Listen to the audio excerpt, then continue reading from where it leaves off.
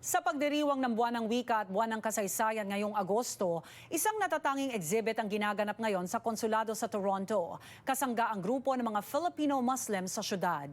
Silipin po natin ang pakaradyaan sa report ni Paula Saraza. We'd like to, give a little value, hindi lang yung simple ceremony natin. Mas naging makabuluhan ang dual citizenship ceremony ng ilang mga kababayan nitong Martes sa konsulado sa Toronto. Kasabay kasi ng kanilang panunumpa ang opisyal na launching ng pakaradyaan exhibit kung saan itinatampok ang kultura at pagkakakilanlan ng mga Filipino Muslim.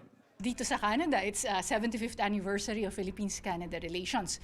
So, di ba yung sinabi kanina, ang title ng exhibit, Pakaradyaan. So, that's celebration. We're celebrating the 75th anniversary.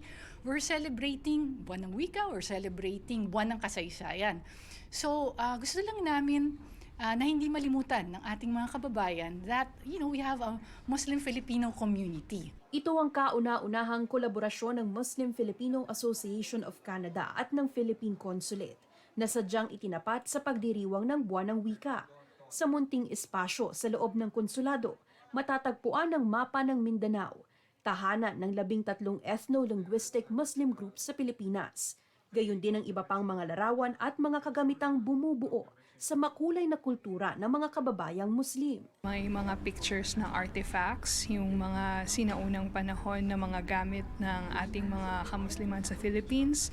So yung may mga pictures tayo doon ng turugan, for example, na isa siyang napakagandang architectural structure na hanggang ngayon inaalagaan po natin yung ating turugan. Nananatiling minority ang mga Filipino Muslim kahit pa pangalawa sa pinakamalaking relihiyon sa bansa ang Islam.